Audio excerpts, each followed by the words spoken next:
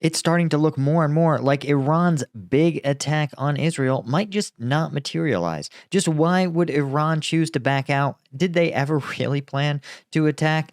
And is this not over yet? I'm Paul, U.S. Army combat veteran.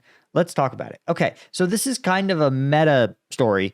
When we look at the news reports, trying to figure out what exactly is going on, you see that there's a whole bunch of conflicting stuff about what Iran is planning on doing. So you have this BBC report from 20 hours ago, quoting an Iranian official saying that they're going to respond at the right time to the killing of a Hamas leader, right? Notice the acting foreign minister saying that they're going to respond at the right time and in an appropriate manner, which is a interesting pivot from the attack-heavy rhetoric that we've seen a few days ago, right? Of course, there's really been an all-out diplomatic push to try to scale this likely conflict back. And again, the U.S. saying it hopes that the Organization of Islamic Cooperation, a group of states with Muslim majority population, cautions Iran to not escalate this conflict, right? And you look at more and more of these, and you see how sort of sideways it is, right? Iran, of course, in the next breath, saying that the killing of the Hamas boss is going to cost Israel gravely. But remember, that can mean a lot of things. Right? Lots of things can have costs. And this is, again, a vague sort of threat without a lot of straight backing. Right? You notice here there's a statement now that it's Israel who wants to expand tension, war, and conflict to other countries. But then in the next breath, he says they don't actually have the ability to fight Iran. So this is tough to tease out what's really going on here. Again, there's also some contention that they say Israel thinks that Hezbollah is going to be responding. Remember, Hezbollah being the group operating in southern Lebanon, will respond before Iran to the deaths of Hamas heads. And when you put all this stuff together, it's starting to look like perhaps Iran is opting for some kind of different strategy. It's sort of like a little bit of the why I oughta strategy, right? Or the, let me at them. I'll show them what for. And it's a case of just talking tough, man, I'm going to beat you up so bad. I'm going to, right? The first time if somebody comes up to you and goes, I'm going to beat your ass, you're like, okay. Like, damn, this person is going to beat my ass. They told me they're going to beat my ass. Now they're going to do it, right? And then they go, I'm so bad. And then you go, well, okay, like, damn, he sounds serious. But then they go, it's so bad, you're not even going to know. You're going to be like, your mom's going to be so embarrassed. You're going to be eating concrete, bro. Like, I'm going to punch you in the face. You're not even going to, do you see how the longer you go on about what you're going to do and the less time you spend doing it, the less credible you seem. And so the longer this goes on and the more Iran just is bombastic, the less credibility they have. Again, to use another funnier example, we all have a friend who's totally going to start that business, bro. Bro, you have no idea. Let me know in the comments if you have this friend who's just like, bro, I'm starting a business. We're going to do it. Next week, bro, I'm going to be drop shipping widgets from Indonesia. Indonesia widgets are the new thing, and I'm going to drop ship them, and I'm going to be a millionaire, passive income, financial freedom, whatever other meme stuff is out there now, right? And by the first time you're like, damn, that sounds like a really good business idea.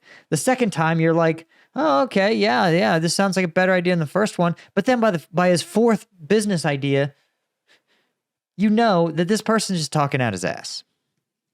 And right, contrast this very, very explicit statement, contrast it with the Ukrainian effort in Kursk, right? this Ukrainian effort in Kursk, again, an attack on enemy-controlled territory, the Ukrainians never acknowledged any facet of it. They never even acknowledged that they were considering pivoting to the offense. All their public statements that the Ukrainians made said there was no offensive operation planned anytime in the future, that they're like, we're months away from any sort of offensive action. They routinely were like, we don't have the personnel. We don't really have the material yet. We're still working on our recruitment, and even as the invasion was happening, even as Ukrainian forces were pushing across the border, spokesmen in Kiev were like, I don't know what you're talking about. No clue. We have no comment on any of these reports. Nothing. Like literally, there were TikToks of Ukrainian fighter jets in Kursk, and the folks in Kiev were still like, I don't know, no comment. Them videos crazy, right? Do you see how the difference between a real operation that really wants to achieve military effects relies on surprise, and that a fake operation that is symbolic relies on communication? Sorry, little sick. So I want to point out that key piece of contrast. Now, there's one scenario where I think things may be different, and that is if you accidentally show your hand too much. Think about it like this. Imagine if word got out that Ukraine was planning on going on the offensive. What would you do then? Well, what Ukraine would have to do is, let's say accidentally somebody said, oh, the planned offensive in Kursk.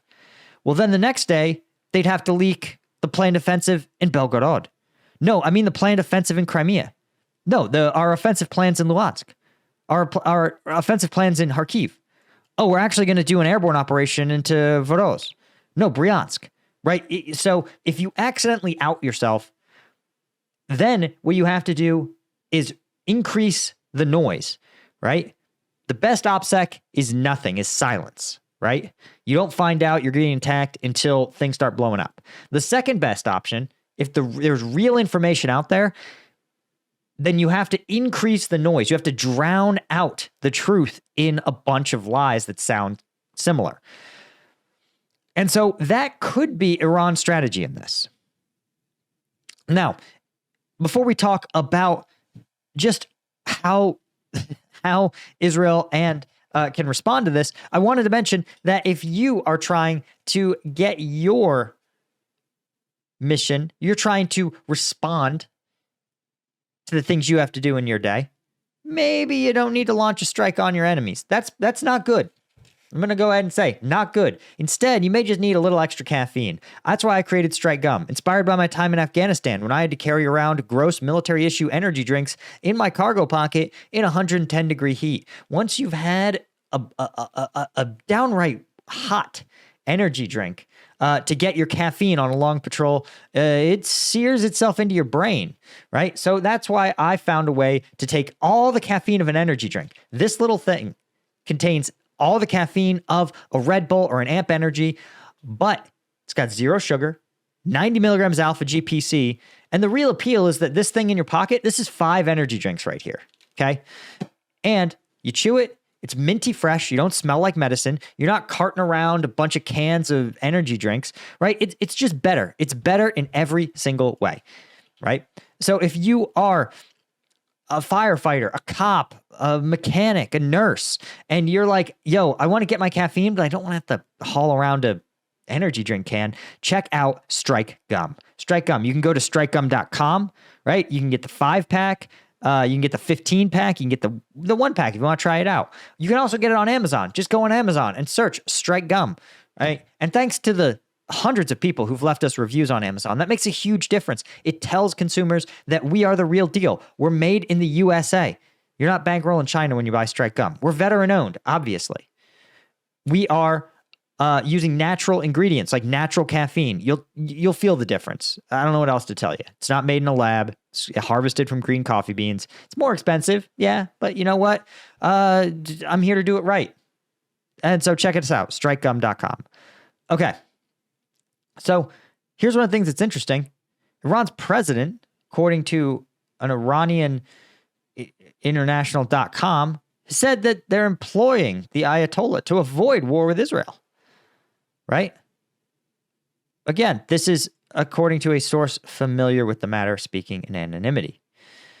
And the interesting part is that it sounds like, again, something that they're trying to prevent any direct attack, Iranian attack on Israel, to avoid escalating tensions into an unwanted war.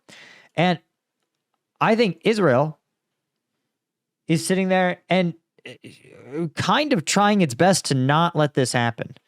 Netanyahu warns of a preemptive attack as Tehran speaks of Israel's annihilation. Listen, Tehran has been talking about annihilating Israel for literally 15 years. So, again, not to say you shouldn't take these threats seriously, but like if you haven't tried in the past decade and a half, you're unlikely to need to do so into the future. Now, why a preemptive attack almost does indicate that Israel may actually want this to happen. And that's one of the things, right? We're prepared both offensively and defensively, which makes more sense to say, hey, if you attack us, we can attack you and we can protect ourselves. It's not clear that's indeed the case, but this is in some ways, it can feel like Israel is trying to push the escalation, and Iran has been for a while also trying to push this escalation. But again, it's harder to take Iran seriously because they're so bellicose in their rhetoric all of the time. And ultimately, I think what you may see, the biggest diplomatic win, may be the fact simply that both sides are going to say, we're ready for war. We're ready. We're ready. We're ready. But the international community makes a huge show, especially of Iran, going, Iran, you're too strong, bro. You are so strong. If you try to fight Israel, dude, you're gonna push them into the Mediterranean. You're so strong and capable. You're such a fearsome country. How it wouldn't be fair, for you to attack poor Israel. You're too good. Is that possible to be too strong and capable? You are, and so maybe just rethink it. It's because you're so jacked, bro. Like that, I think is actually the angle the international community is taking. And that way Iran can go, listen, guys, listen, Iranian people, I understand that Israel screwed up, but we are too jacked. We got too huge and are too strong and scary to possibly do this. So as a sign of our generosity and our big scariness, we will refrain. That's what I think you're going to see. Or they probably won't refrain. They'll probably do something like, we're going to sanction all these Israeli companies, or we're going to seize a few dollars in Israeli assets. We're going to do something that is not, or we're going to strike Israeli interests, but somehow outside of Israel. Something like that. I think that's the kind of stuff that you will see. Anyway, guys, that's all I had. Thank you to the Colonel tier members, Martin Baum, Gregory Pace, Stuart Abel, Daniel Brown, James Oler, Chris Holmes, Chris Gorsuch. Couldn't do it without you guys. And, of course, all the Lieutenant tier members. New video just dropped today, so be sure to check it out over on combatvetnews.com. It's the uncensored combat footage, plus it supports and keeps me independent. Thanks. Cheers.